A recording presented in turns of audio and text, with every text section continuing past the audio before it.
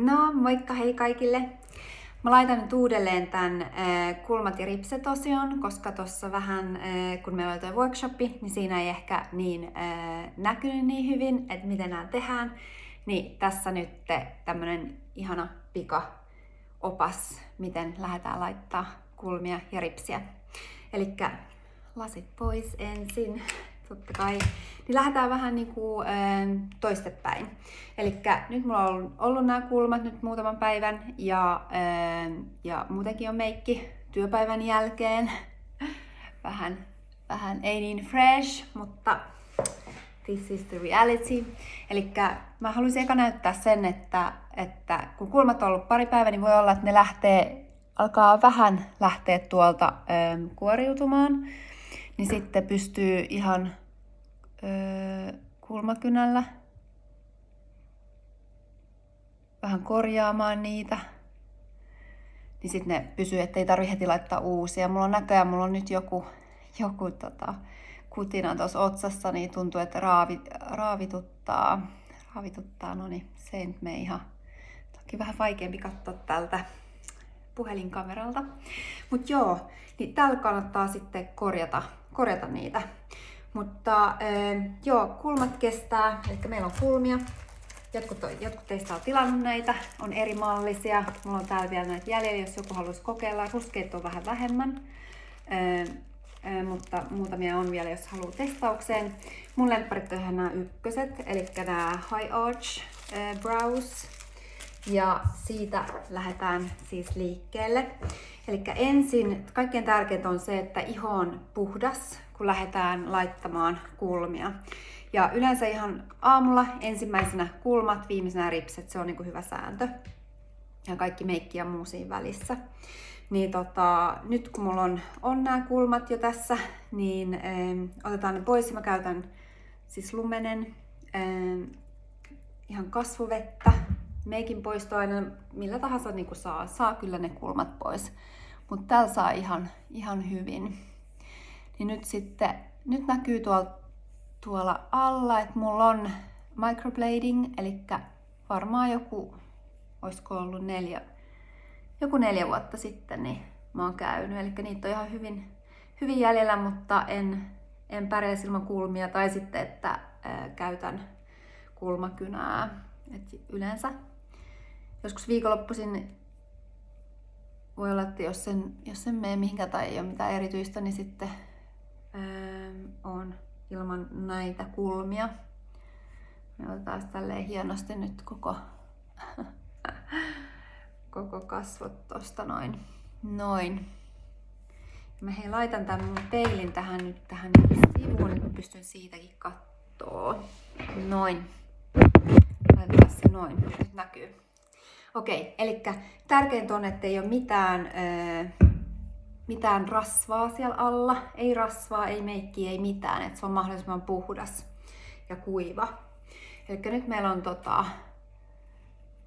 on kato ihanasti tämmöinen hyvä raja. Ei se mitään. Niin nyt ensinnäkin valitaan se kulmamalli, mitä me halutaan. Ja lähdetään leikkaamaan.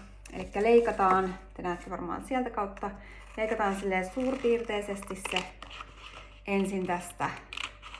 Ja niille, kelle mä oon lähettänyt näitä, niin ne onkin jo valmiiksi leikattu tähän malliin. Näin. Ja tässä vielä piti sanoa se, että aina tämmöisessä yhdessä liuskassa on isoimmat kulmat täällä alla ja sitten pienenee tonne ylös. Eli jos oot tilannut, niin sitten mä oon lähettänyt aina pienen, keskikokoisen ja suuren, niin voi vähän mallalla, että mikä on se oma koko. Niin nyt meillä on nämä näin. Niin tästä nyt leikataan puokkiin 1 kappale. Ja sitten mennään niitä reunoja pitkin, ei liian läheltä, mutta kuitenkin niin, että ei jää liikaa valkoista. Mä näytän kohta tossa, että miten se kannattaa leikata. Otetaan molemmat käsittelyyn. Noin, siinä on meidän ensimmäinen.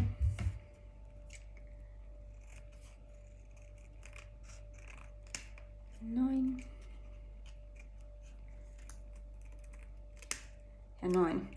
Eli nyt mä oon leikannut nää näin, eli ne menee aika, mutta sinne pitää jäädä vähän pitää jäädä vähän reunaa, ettei se mene ihan siihen kalvon päälle, kun leikkaa sen. Eli nyt meillä on kulma, nämä kuvat täällä toisella puolella ja sitten tämä, missä on tämä kalvo, eli tämä kiiltävä, niin se tulee sitä ihoa vasten. Niin nyt me kuoritaan. Mä yleensä aloitan oikeassa silmästä, se on jotenkin helpompi. Niin, hold on. Eli kuoritaan se. Otetaan tää liuska pois ensin. Ja sitten tää kiiltävä pinta, eli mistä me otettiin se liuska pois, se muovi, niin aletaan mallaamaan. Eli mä katson vähän nyt tuolta peilistä. Se tarttuu ihan hyvin kiinni, mutta ei se haittaa, sitä saa siirtää. Eli mä lähtisin laittaa sitä niin, että no pikkukarvat, mitkä on tässä edessä, niin ne tulee vähän tähän keskemmälle, eli se kulma alkaa täältä. Sitten mä katson, miten se menee tonne päälle. Se on hyvä, jos on jotain siellä alla, niin pystyy vähän mallaamaan, mutta pystyy sitten ihan kun harjoittelee, niin pääsee niin kuin hyvään kohtaan, niin kuin tietää, missä ne kulmat on. Ja sitten vähän kurkkii, niin kuin, että okei, missä se on. Ziu. Toi on ihan hyvässä kohtaa, miltä toi näyttää. Joo, tukka menee eteen. Toikin näyttää hyvältä. Ups. Niin sit painaa sen siihen. Eli se näyttää nyt tältä. Kurkataan vielä tuolta, joo. Näyttää ihan jees. Sitten otetaan toinen. Eli tärkeää laittaa molemmat samaan aikaan, koska silloin pystyy niinku mallaa, että ne on suunnilleen samalla kohdalla. Ja eka kerta kun laittaa, niin ei ehkä mene ihan perfekto, mutta kato, mulla on tuo vielä. Mä en ole kattonut niin tarkkaan. Katsotaan nyt. Nyt varmaan ihan jees. Niin sama tälle puolelle. Antaa, että se kuivuu nyt vähän. Siinä ei saa olla mitään. Niin sama tälle puolelle, eli mallataan, että se kulma lähtee niin kuin siitä itse kulman kohdalta ja nuo pikkuhaituvat tulee tuohon keskemmälle. Taas täältä, että okei, meneekö se tonne? Menee ihan jees, mä kurkkaan täältä. Joo. Ja tätä tässä kannattaa harjoitella. Ne ei ykkösellä varmastikaan mene ihan nappiin. Ei ainakaan mulla mennyt. Tuntuu, että toi on ehkä vähän ylempänä. Sitten niitä voi vähän vielä muokkaa. Mielestäni nyt ne näyttää, että ne olisi niinku jees. Mennään tällä. Noin, eli sitten me tarvitaan vettä. Eli ihan raanan alta, mulla on tässä nyt lämmintä vettä. Niin lämmintä vettä ja pyyhe. Eli nämä on sama kuin lapsena oli niitä siirtokuvia, mitkä laitettiin käteen, kun tuli purkasta. Niin kastetaan märäksi tää. Ihan reilusti märäksi tää raana alla laitetaan. Niin mä kastan vielä vähän lisää. Näin. Oho, no niin. Keskitytään. Noin. Elikkä sit se on märkä ja sitten me painetaan se. Eli painellaan siihen päälle ihan reilusti joku 30 sekkaa. Tää ei ollutkaan niin lämmintä, kun mä otin tätä vettä. Se on ihan hyvä, että jos se on vähän lämmintä, niin sit se niinku menee. Eli joka paikasta painetaan. Noin. Ja sit voi kurkkaa, että miltä se näyttää, että lähteekö se sieltä tulemaan. Ja nyt se jo vähän niin kuin liikkukin. Niin nyt se vedetään pois. Piu. Siellä on kulma, miltä se näyttää. Meni ihan hyvään kohtaan. Sitten voi päältä vähän märää painella ja sitten kuivalla. Elikkä noin. Nyt tullaan lähemmäs sitten, että nähdään. Eli se näyttää tolta. Meni ihan ok kohtaan. Noin. Ja sitten sama toiselle puolelle. Otetaan vettä.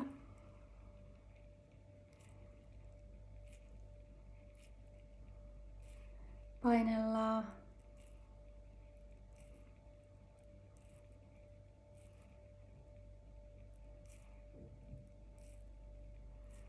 Rauhassa. Katoitteko muuten jo sen itsevarmuudesta, sen workshop-osuuden? Laittakaa hei kommentteja tai ihan jotain palautetta, että miltä se kuulosti. Ja nyt huomaakin, hei, että täällä jo liikkuu.